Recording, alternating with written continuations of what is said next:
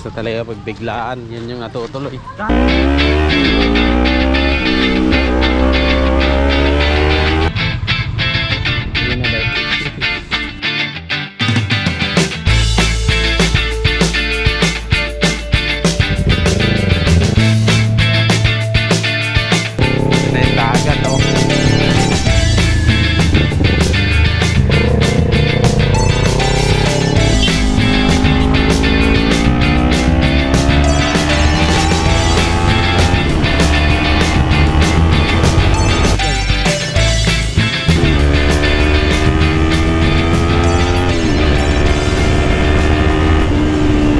Naiwan tayo ng mga kasama natin Scammer talaga yung mga yun, napakabibilis nila.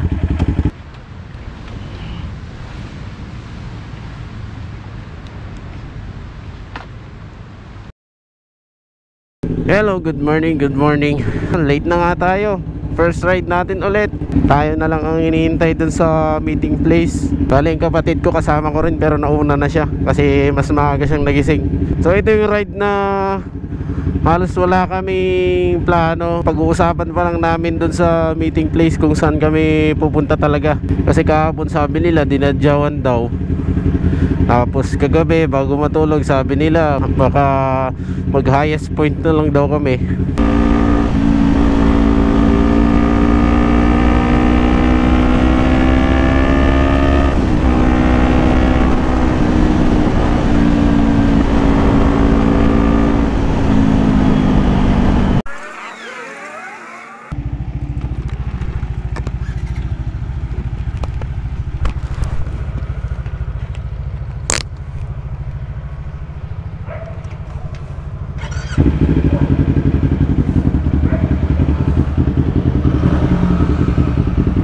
Yan, balis na kami dito. Bali mag-usap-usap na lang daw kami sa dinadyawan.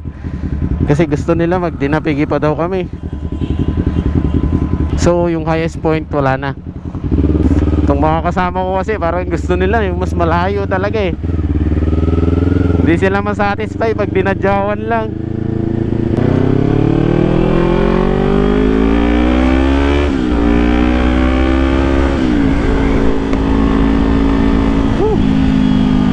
Sana wag lang umulan. Sana magandang panahon para mas ma-enjoy natin yung daanan. Kasi pag umulan, GG, kapote gaming tayo. Ganda na rin pala ng daan dito.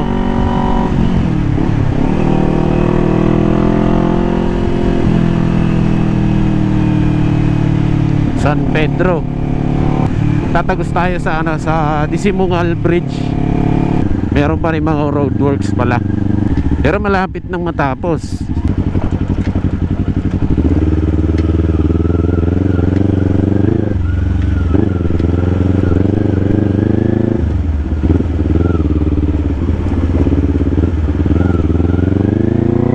Parang sarap maligo dun sa ilog.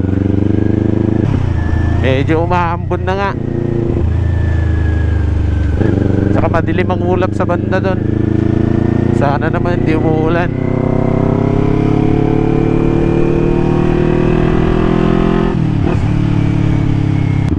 Meron naman kami mga bagong mga kapote. Kaya lang yun hassle kasi magsuot-suot ng kapote. Ang hirap pang makapwesto sa motor kapag nakakapote. Benjo, Jeff, tsaka yung ating ko nung nasa harap.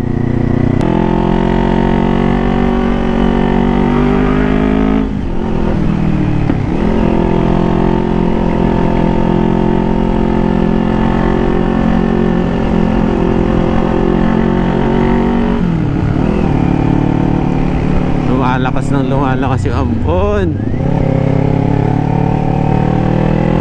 Mukhang nahihirapang umakyat tong Aerox.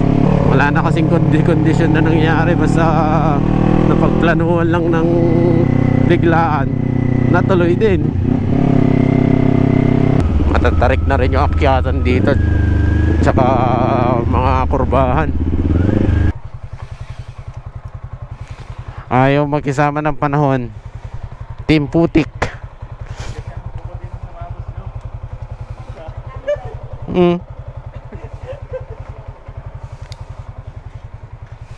Renda muna.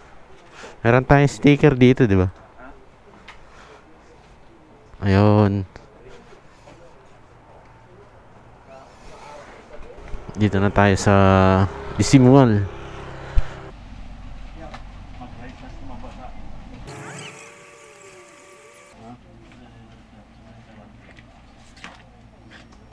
Yan, so nagtanggal kami ng ng kapote, pero umaambon na naman ulit.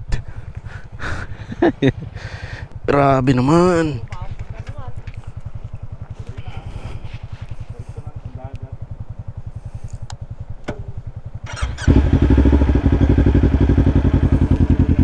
So ko sana magpalipad ng drone, kaya lang baka maabutan na naman kami ng ulan. Kaya dedire-diretsoy na namin. Kalimutan ko pa naggas. 3 bars na lang ako. Yan na nga na naman yung ambon. Pero yung mga nakakasalubong naman namin walang kapote, so ibig sabihin walang ulan sa banda doon.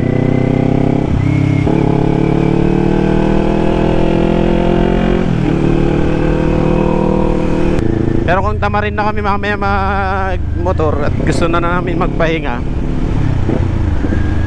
siguro mag-stay na lang tayo sa Dinadjawan. Titingin na lang tayo ng magandang doon, spot. Ngayon lang ulit tayo makapag-ride kasi masyado busy sa trabaho. Tapos ayun, nabigyan tayo ng chance mag-ride kasi meron tayong 3 days na bakasyon. Pero balikan lang yung napagplanuhan namin kasi meron ng trabaho ulit bukas. Time check 7:57. Wala nang isang oras na babiyahin namin to, makakarating na kami ng Dinadjawan. Ayun, medyo lumilitaw na yung araw. Maliwalas na rin yung panahon doon. Medyo nainitan na rin yung katawan natin. Yan na yung dagat, oh.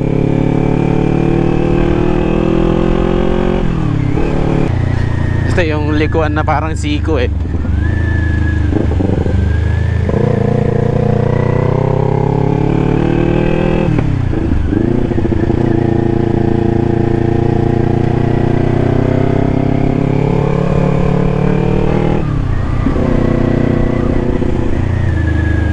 May natipak na pandito, nakatakot.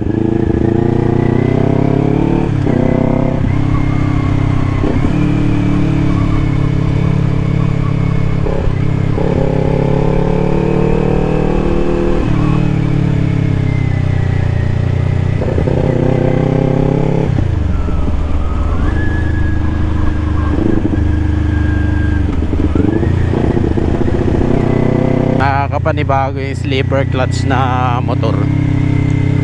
Parang walang engine brake. Meron man, hindi siya katulad nung dati kong motor yung Sniper. Pero mas safe naman yung ganito.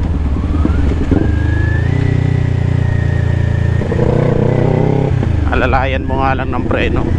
Oh, ganda ng view dito.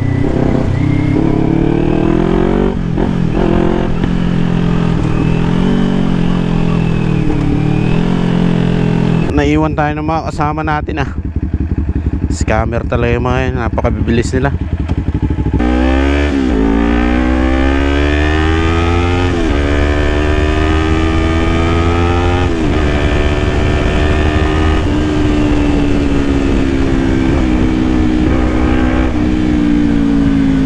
Saan ba tayo? Ha? Ikaw magagas ka?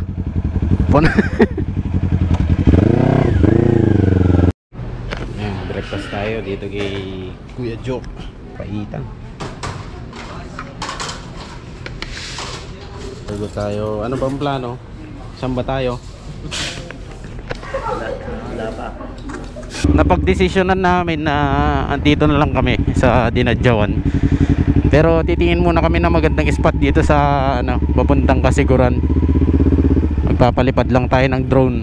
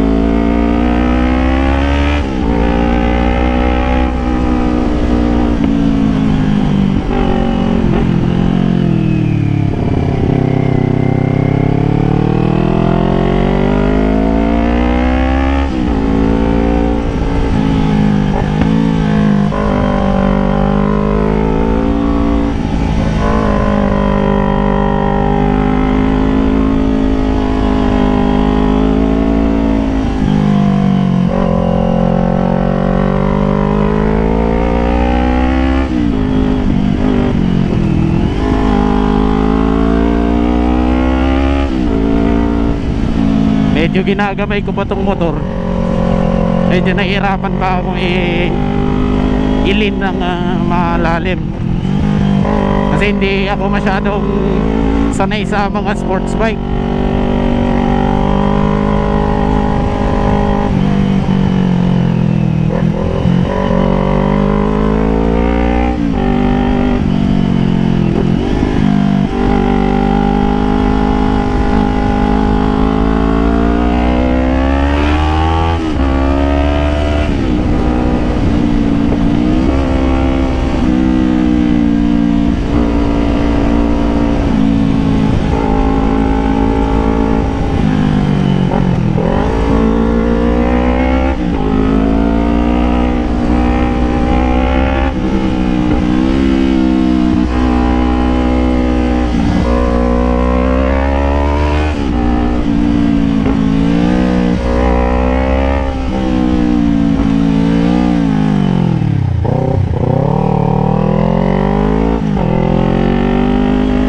Nag-skid ako dun sa part na yun. Hindi ko pa talaga sanay. Nakapremera na pala ako.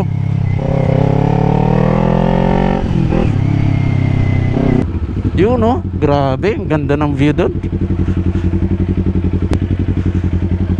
Yan oh.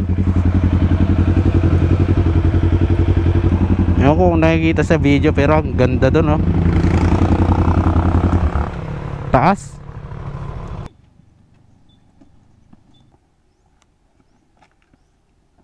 Ay, sayang naman yung spot. Ayaw mag-open nung app nung drone. Kaya hindi ako makapagpalipad. Yung drone ko kasi mahirap tignan yung tansyahin yung battery percentage na. Kasi may tendency kasi na biglang bumababa yun yung aking drone. Minsan nang nag-crash yung drone ko. Kaya nag-aalangan ako magpalipad pag remote lang. Kailangan ko ng app, kaya lang ayaw mag-open. Wala namang signal sa banda dito, kaya hindi kami makapag ng application. Ayaw pa rin mag-open. Ano bang iihawin natin? Pangpulutan. Magkano isang kilo dyan, Ken? Magkano to talaga? Philippine? 250 po.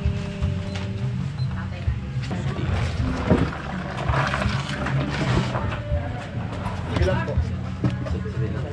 Pusit.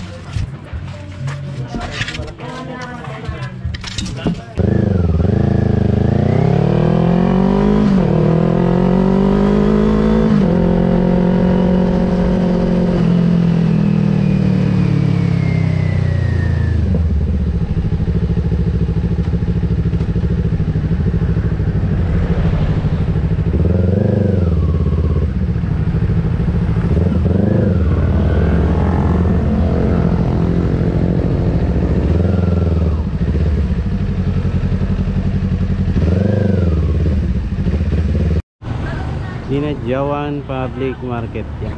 Tingnan tayo muna, wala tayong kadala-dalang mga utensils natin, saka mga pang-rekado. Siya ang cooker siya ang cooker natin, si Boss Jeff. Alfonso talaga? Sabi na lang. Ito na lang po, mas maliit. Lagi masyado yan. Ay, hanip na rides. Hinto tayo doon, naka-blessing na lahat. Nandiyan na oh. Pleto, may kutsara, tinidor, paper plate, uling, kutsilyo, tubig, baso, ice na lang. Pleto na. Alright, what a ride. Basta talaga pag biglaan, yan yung natutuloy. Gago, may baso mo pala yata din sa... Ay.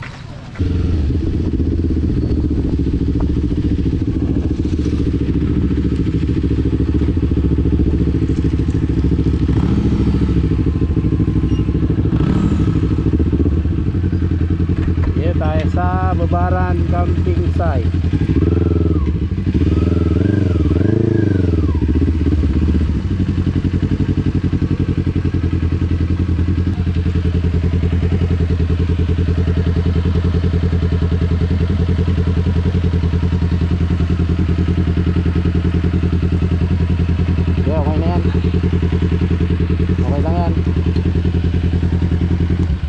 Para pag natumba, domino. Ay, kaya kagabi to si Kamaryo. Sagad yung tulog niya. Sarap ng tulog ko. Tapos yung alarm ko pa hindi nag-alarm. Kanina pa sila nag-aantay doon. Pati siya hindi pa nakaligo eh. Hinintay ko kasing gisingin mo ako. Sabi ko, wala na to. Tapos tinignan ko yung messenger eh. Kung na si Kuya Menjo. Punong-puno na ng miss call ni Menjo eh. Naku. Nag-ring pa nga eh. Tapos nung sumagot ako eh, galit na si Menjo eh. Kanina pa kami dito. Isang oras na kami dito. Sabi. Saan tayo mag... May supply ba ito? Yo!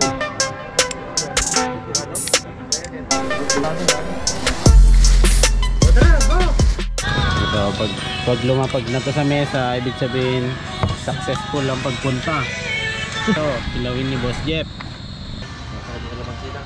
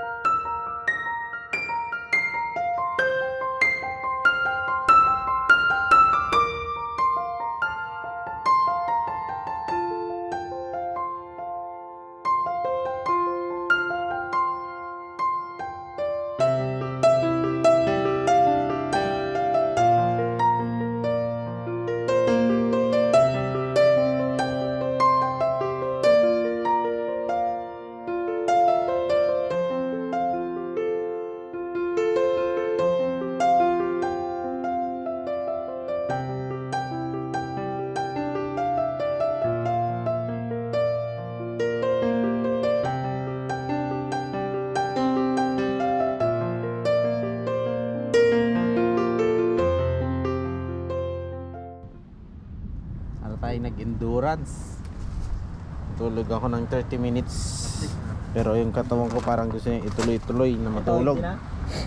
So gear up ulit at biyahe pa uwi. Pero mag-drone muna tayo dun sa mga banda dun. Sa mga nalagpasan natin kanina kasi hindi tayo nakapag-drone. Pangit yung weather kanina.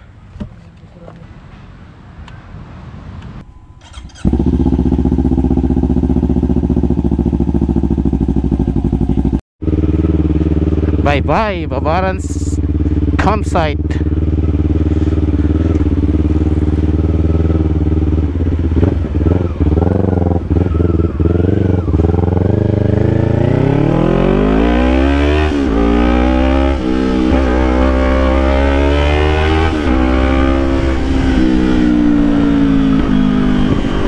Medyo nabitin tayo sa rides kung tutuusin kasi balikan lang tayo. Pero okay lang kasi naging successful naman yung ride namin papunta dito. Nakatakda kasi na oras lang talaga namin dito sa ride na to is isang araw lang talaga. Kung nahihirapan ako mag-ride dito pag gabi kasi wala pa akong nakalagay na auxiliary light.